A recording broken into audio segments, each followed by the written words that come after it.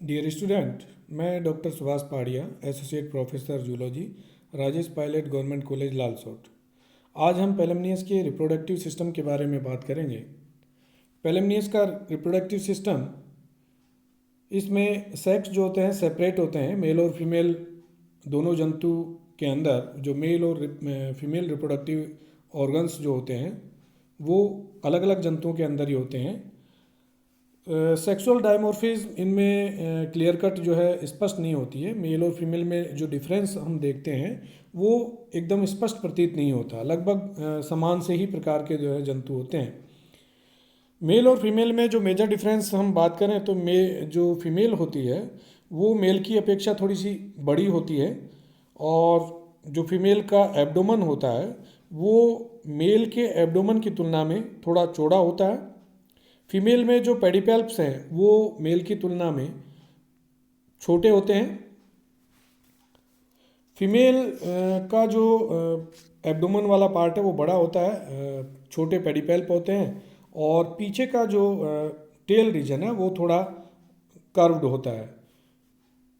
और जो पेक्टिनल टीथ होते हैं वो भी कम संख्या में पाए जाते हैं। ये उनमें मेल और फीमेल दोनों में जो डिफरेंस है। हम पहले बात करेंगे मेल रिप्रोडक्टिव सिस्टम की। तो जो मेल रिप्रोडक्टिव सिस्टम के अंदर जो प्रमुख ऑर्गन्स होते हैं उनमें पहला टेस्टिस हैं।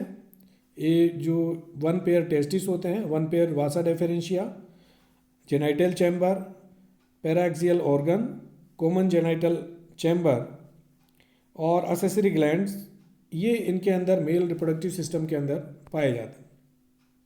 ये मेल रिप्रोडक्टिव सिस्टम का डायग्राम है जिसमें आप देख रहे हैं कि नीचे की जो संरचना है येलो कलर की, वो टेस्टिस इसके अंदर पाए जाते हैं।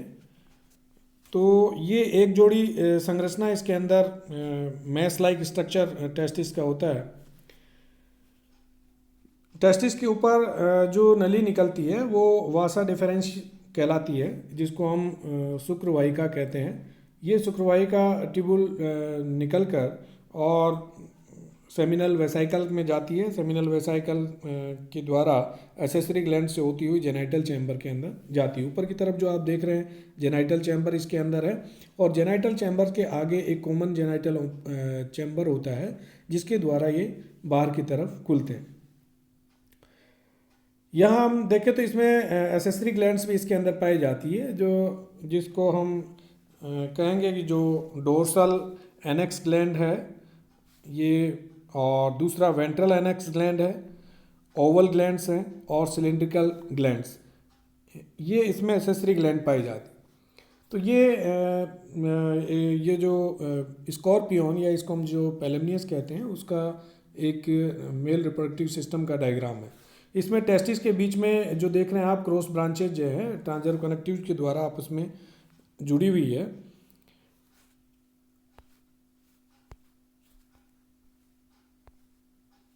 हम सबसे पहले बात करते हैं टेस्टिस की। टेस्टिस संख्या में 2 होते हैं, और ये जो 6 सेगमेंट होता है, थर्ड से लेकर 6 सेगमेंट जो प्री एब्डोमेन वाला रीजन है वहाँ तक ये फैले हुए रहते हैं, और जो हिपेटोपेनक्रियाज वाला रीजन है उस क्षेत्र में ये पाए जाते हैं। इसमें 2 सिलेंडर लाइक या थ्रेड लाइक और सफ़ेद रंग के लॉन्गिट्यूडिनल ट्यूब्यूल्स इसके अंदर पाई जाती है। तो 2 जो लंबी सक्रिय नलिकाएं होती है वो उसके द्वारा ये नलिकाओं से बने होते हैं, और इनमें 4 जो ट्रांजर अनुप्रस्थ नलिकाएं होती है उसके द्वारा ये आपस में जुड़े हुए रहते हैं। तो जैसा अभी आप जो स्ट्रक्चर में आप देख पा रहे हैं कि जो ट्रांजर नलिकाएं हैं उनके द्वारा ये टेस्टिस आपस में जुड़े हुए हैं, ताकि इनका एक स्ट्रक्चर जो होता है वो सीढ़ी नुमा स्ट्रक्चर इनमें दिखाई देता है, जिसके कारण ये 3 चैम्बर्स में बटे हुए रहते हैं। प्रत्येक जो नलिका होती है जेनाइटल एपिथेलियम के द्वारा आश्रित होती है, और इन टेस्टिस के अंदर जो जेनाइटल एपिथेलियम है उसके अंदर स्पर्मेटोजेनेसिस की जो क्रिया है उसके द्वारा स्पर्म का निर्माण इनमें होता है। स्पर्म इनके लंबे पूंछयुक्त होते हैं और मोटाइल होते हैं। नेक्स्ट जो संरचना है वासा डिफरेंशिया, मैंने आपको बताया था कि जो टेस्टिस है वो टेस्टिस से एक छोटी नलिका निकलती है।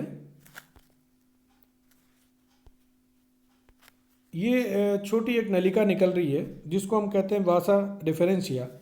ये आगे की तरफ निकल के एक सक्रिय वाहिका में जुड़ती है जिसको हम कहते हैं, जिसे इसको शुक्रवाहिका भी कहते हैं। और आगे चलकर ये जो लास्ट वाला चैम्बर है, लास्ट से सेकेंड वाला जेनाइटल चैम्बर जो जिसको हम कहते हैं, उस जेनाइटल चैम्बर में जाकर ये खुलती है। तो ये जो शुक्रवाहिका है ये थैलेनुमा संरचना होती है और इसका ये एक आगे की तरफ जाकर एक टर्मिनल एम्पुला का निर्माण करती है। इसके बाद में जो वासा डिफरेंशिया के बाद में आता है सेमिनल वेसाइकल। सेमिनल वेसाइकल एक छोटी मुद्राकार संरचना होती है और ये अपनी तरफ के एक ब्लाइंड एंड के अंदर जाकर खुलती है। इसका जो प्रमुख कार्य होता है वो शुक्राणुओं का संचय करना होता है। जो स्पर्म होते हैं उनका जो टेस्टिस में स्पर्मेटोजेनेसिस की क्रिया के द्वारा बनते हैं और वासा डिफरेंशिया के द्वारा इस वेसाइकुला सेमिनलिस या इसको हम कहेंगे सेमिनल वेसाइकल, इसमें आकर वो एकत्रित कर लिए जाते हैं। नेक्स्ट इसकी जो ग्रंथियाँ जो इसके अंदर पाई जाती है, एसेसरी ग्लैंड्स इसको या हम सहायक ग्रंथियाँ कहते हैं। इसमें 4 जोड़ी एसेसरी ग्लैंड्स पाई जाती है। 4 जोड़ी एसेसरी ग्लैंड्स के अंदर एक जोड़ी जो होती है डोर्सल एनेक्स ग्लैंड, या आप जो ऊपर की तरफ देख रहे हैं जो कॉमन जेनाइटल चैम्बर है उसके पास में एसेसरी डोर्सल एनेक्स ग्लैंड पाई जाती है। और दूसरी जो होती है वेंट्रल एनेक्स ग्लैंड, ये नीचे वाली जो डोर्सल सरफेस पे या पृष्ठ सरफेस पे पाई जाती है वो तो डोर्सल एनेक्स ग्लैंड, और जो वेंट्रल सरफेस पे पाई जाती है उसको हम वेंट्रल एनेक्स ग्लैंड कहते हैं। तीसरी संरचना इसके अंदर ओवल ग्लैंड्स होती है, अंडाकार ग्रंथियाँ जिसको हम कहते हैं। ये ओवल ग्लैंड्स तीसरी सहायक ग्रंथि है। और चौथी जो ग्रंथि है इसमें सिलेंड्रिकल ग्लैंड्स या बेलनाकार जो ग्रंथि होती है वो इसके अंदर पाई जाती है। ये सिलेंड्रिकल ग्लैंड्स आप देख रहे हैं जो सेमिनल वेसाइकल के जस्ट नीचे की तरफ है। ये इस प्रकार इसमें 4 जो एसेसरी ग्लैंड्स या सहायक ग्रंथियाँ हैं वो पाई जाती है और इनके द्वारा एक लिक्विड का सिक्रेशन होता है जो कोपुलेशन की क्रिया है या जनन की जो क्रिया है उसमें सहायक होता है। नेक्स्ट इसकी जो संरचना है मेल रिप्रोडक्टिव ऑर्गन की वो जेनाइटल चैम्बर है। ये जेनाइटल चैम्बर जैसा आप डायग्राम के अंदर देख रहे हैं कि ये जो जेनाइटल चैम्बर है वो मीजोसोम में फर्स्ट और सेकंड सेगमेंट के अंदर एक जोड़ी जेनाइटल चैम्बर पाए जाते हैं जो आगे की ओर जाकर कॉमन जेनाइटल चैम्बर में जाकर खुलते हैं। ये दोनों जो है डायग्राम के अंदर आप दिखाई दे रहा है, जो जेनाइटल चैम्बर है दोनों तरफ एक जोड़ी होते हैं और आगे की तरफ जाकर ये कॉमन जेनाइटल चैम्बर में जाकर खुलते हैं।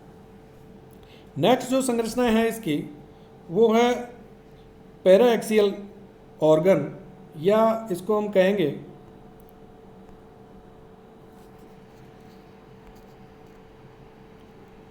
Paraxial organ.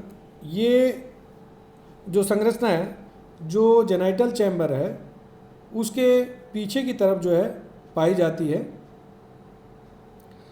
और जो कॉमन जेनाइटल चैम्बर के जो पीछे की ओर पाई जाती है। और ये एक लंबी कठोर काइटिन की छड़ होती है जो फ्लैजिलम जिसको कहते हैं। आप जैसा डायग्राम में देख पा रहे हैं कि नीचे की तरफ ये जो संरचना है ये फ्लैजिलम है, ये पीछे की तरफ एक रोड लाइक स्ट्रक्चर इसके अंदर पाया जाता है और एक खांच के अंदर ये पाई जाती है। इसमें दोनों तरफ के जो फ्लैजिला और कसाब जो इसके अंदर होते हैं दोहरे डबल पेनिक्स का निर्माण करते हैं। तो ये जो कोपुलेशन की क्रिया होती है उसमें मेल जेनाइटल जो ओपनिंग है वहाँ से ये बाहर निकलकर और जो कोपुलेशन की क्रिया है उसमें ये सहायक होते हैं। नेक्स्ट जो संरचना है कॉमन जेनाइटल चैम्बर, जैसा कि आप ऊपर वाला डायग्राम में देख रहे हैं, ये संरचना जो है कॉमन जेनाइटल चैम्बर इसको हम कहेंगे। तो ये जो दोनों तरफ के जो जेनाइटल चैम्बर है वो एक कॉमन संरचना में आकर खुलते हैं जिसको कॉमन जेनाइटल चैम्बर कहते हैं।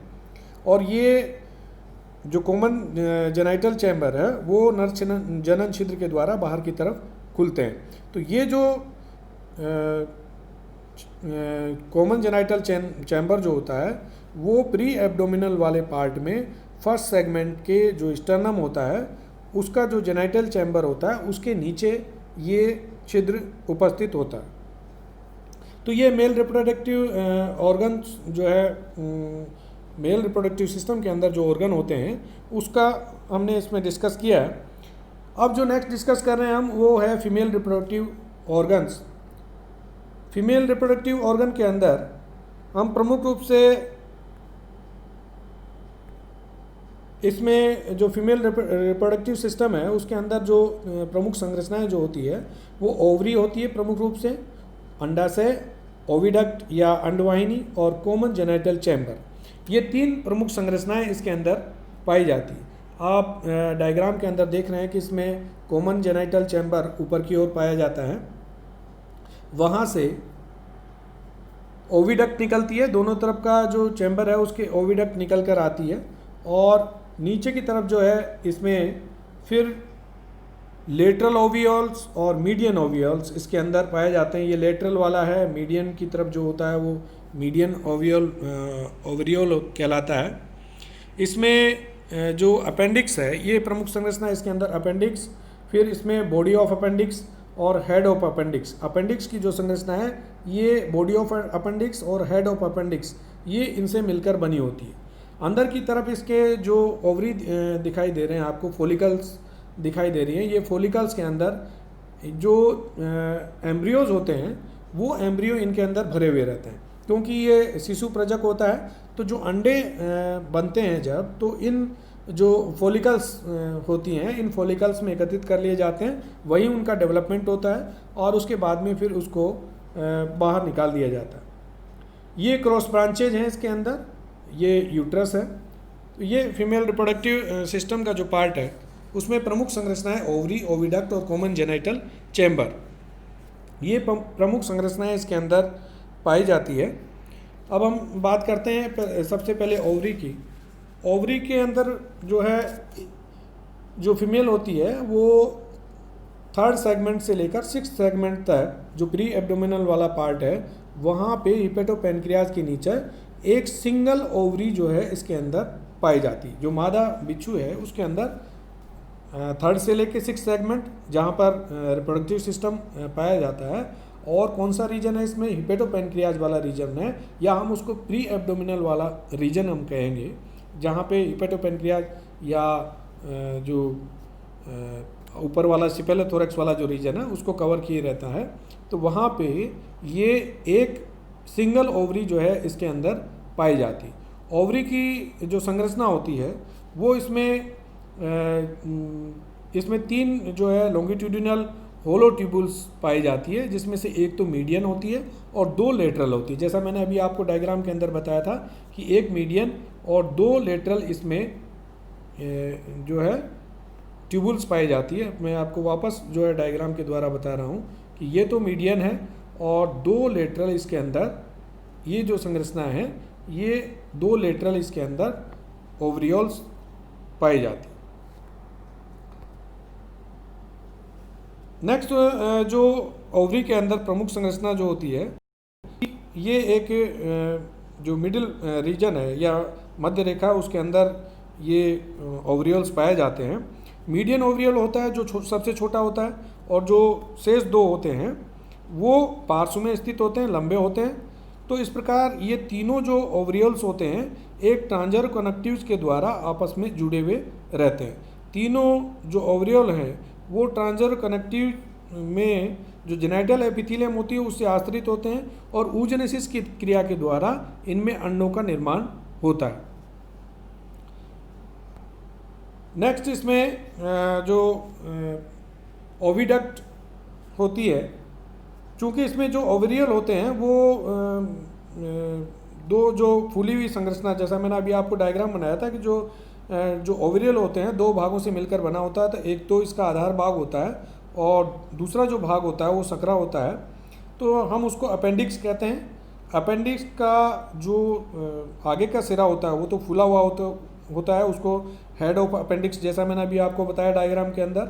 और दूसरा जो उसका भाग होता है वो उसका फूला हुआ रीजन वाला पार्ट है, जिसको हम कहेंगे बॉडी ऑफ अपेंडिक्स और हेड ऑफ अपेंडिक्स। ये दो पार्ट जो है इसके अंदर पाए जाते हैं, आधार भाग और एक जो है उसका फूला हुआ हेड वाला पार्ट जो है उसको हम ये दो पार्ट जो है इसके होते हैं अपेंडिक्स के। तो इसके अंदर ये जो ओवरियल्स हैं, तो ओवरियल का कार्य क्या है कि इसके अंदर जो एम्ब्रियो होते हैं उनका डेवलपमेंट इनका अंदर होता है। और ये ओवरियल ठीक उसी प्रकार से होते हैं जैसे यूट्रस होता है, यूट्रस के अंदर जो किसी एम्ब्रियो का डेवलपमेंट होता है, ठीक उसी प्रकार से जो फॉलिकल्स इसकी होती हैं उनमें ये एम्ब्रियो जो होते हैं उनका डेवलपमेंट इनमें होता है। नेक्स्ट हम बात करते हैं ओविडक्ट की। दो इसमें पार्श्वीय जो ओवरियल होते हैं वो उस ओविडक्ट जो है आगे की तरफ निकलकर अंडवाहिनी का निर्माण करते हैं, और एक मीडियम जो मध्यवर्ती जो स्थान है जहाँ पे जेनाइटल चैम्बर पाया जाता है वहाँ पर ये जो ओविडक्ट है वो आकर इसमें मीडियम कॉमन जेनाइटल चैम्बर में आकर खुलती है। फीमेल जो जेनाइटल एपर्चर है वो बाइलोब्ड होता है, और जो स्टर्नम फर्स्ट सेगमेंट जो फर्स्ट प्री एब्डोमिनल सेगमेंट है उसका जो स्टर्नम है वहाँ पर ये ओपरकुलम के द्वारा जो है बाहर की तरफ खुलता है। नेक्स्ट जो है इसमें कोपुलेशन और फर्टिलाइजेशन और डेवलपमेंट की जो क्रिया है, क्योंकि जो स्कॉर्पियन होता है वो बारिश के सीजन में जो है प्रजनन करते हैं। फर्टिलाइजेशन इनके अंदर इंटरनल होता है, तो इनके अंदर जो प्रमुख रूप से जो कर्टसिव बिहेवियर होता है वो फेब्रे नामक एक साइंटिस्ट है, उन्होंने इस कर्टसिव बिहेवियर को डिस्क्राइब किया था। और तो उनके अनुसार जो मेल और फीमेल जो स्कॉर्पियन होते हैं वो ब्रीडिंग के समय या प्रजनन के समय एक दूसरे के समीप आ जाते हैं, और जिनमें उनका जो मुख होता है वो आमने सामने होता है, और जो एब्डोमिनल वाला जो पीछे का रीजन है उसको ये आपस में ऊपर की ओर उठा लेते हैं। तो जो मेल स्कॉर्पियन है वो अपने जो पेडिपेल्प है उसके द्वारा जो फीमेल के पेडिपेल्प है उनको पकड़ लेता है, और उसके द्वारा एक मेटिंग डांस करते हैं। तो इस प्रकार जो नर बिच्छू जो होता है वो कहीं भी बिल में या पत्थरों के नीचे घुस जाते हैं, और वहाँ पे कोपुलेशन की क्रिया होती है। कोपुलेशन के बाद में जो फीमेल होती है वो मेल को खा जाती है। तो इस प्रकार से इनका जो है कोपुलेशन और फर्टिलाइजेशन की क्रिया चलती है। डेवलपमेंट की हम बात करते हैं तो डेवलपमेंट में जो अंडे होते हैं स्कॉर्पियन में वो गोलाकार और अंडाकार होते हैं, पोलिलेसितल प्रकार के होते हैं। पोलिलेसितल का मतलब है कि उनके अंदर पीतक की मात्रा बहुत अधिक पाई जाती है, इसलिए जो है ये पोलिलेसितल प्रकार के होते हैं। इनमें जो निषेचित अंडे होते हैं उनका डेवलपमेंट, जैसा कि मैंने आपको बताया कि जो फोलिकल सेल्स हैं उनमें ये इनका डेवलपमेंट होता है, और उसके बाद में डेवलपमेंट में जब भ्रूण होता है उसको जो ओवेरियोल्स होते हैं उनके अंदर स्थानांतरित कर दिया जाता है। इनके अंदर जो विदलन की क्रिया होती है, क्योंकि जो विदलन होता है डिस्कोइडल प्रकार का होता है, चक्रीय प्रकार का होता है, क्योंकि उसमें डिस्क के समान की संरचना बनती है और ब्लास्टोमियर का निर्माण होता है। तो यहाँ पे जो इनमें जो ब्लास्टोपोर होता है वो ब्लास्टोपोर के द्वारा ये बाहर की तरफ खुलते हैं ब्लास्टोमियर, क्योंकि इसमें जो छोटी जब इसका विदलन होता है तो ब्लास्टोमियर्स का निर्माण होता है, और ब्लास्टोमियर के निर्माण के बाद में इनमें 3 जो जर्मिनल लेयर हैं, एक्टोडर्म, मीजोडर्म और एंडोडर्म, इनका निर्माण होता है। मीजोडर्म के द्वारा जो कैविटी होती है या सीलोम होती है उसका निर्माण हो जाता है। इनमें एमनियोन और जो भ्रूणीय झिल्लियाँ होती हैं उनका निर्माण इनके अंदर होने लगता है। उपांगों का निर्माण हो जाता है। जो 7 पेयर जो एब्डोमिनल रीजन में जो उपांग होते हैं वो विकसित होने लग जाते हैं। फर्स्ट पेयर इसमें एब्डोमिनल जो होते हैं वो तो शीघ्र विलुप्त हो जाते हैं, और जो सेकंड पेयर एब्डोमिनल उपांग होते हैं वो जो जेनाइटल चैम्बर है उसमें रूपांतरित हो जाते हैं। तीसरे जोड़ी जो उपांग होते हैं पैक्टिन में विकसित हो जाते हैं, और शेष जो होते हैं वो 4 जोड़ी उपांग होते हैं तो बुकलंग्स में रूपांतरित हो जाते हैं। तो इस प्रकार इसमें मादा के शरीर में जो एम्ब्रियो होते हैं या जो शिशु होते हैं उनका विकास होता है। 2 या 3 दर्जन शिशुओं को ये जन्म देती है। जब तक इनका डेवलपमेंट पूरा नहीं हो जाता तब तक भोजन प्राप्ति के लिए ये मादा पे ही डिपेंड रहते हैं, और मादा के जो पीठ पर ये चढ़े हुए रहते हैं, क्योंकि सुरक्षा के हिसाब से ये शिशु अपने जो है मादा के साथ जो है चिपके हुए रहते हैं। फिर उसके बाद में ये जब मोल्टिंग की क्रिया होती है तब ये वेस्ट में जाकर डेवलपमेंट इनका हो जाता है। तो इस प्रकार जो है जो पेलेमनियस है उसमें ये रिप्रोडक्टिव सिस्टम प्रमुख रूप से मेल और फीमेल रिप्रोडक्टिव सिस्टम के अंदर है, और दोनों ही जो पेलेमनियस होते हैं वो पृथक लिंगी है, यानी कि सेक्स सेपरेट होते हैं, लेकिन सेक्सुअल डायमॉर्फिज्म इनके अंदर जो है स्पष्ट रूप से नहीं होती है। Thank you.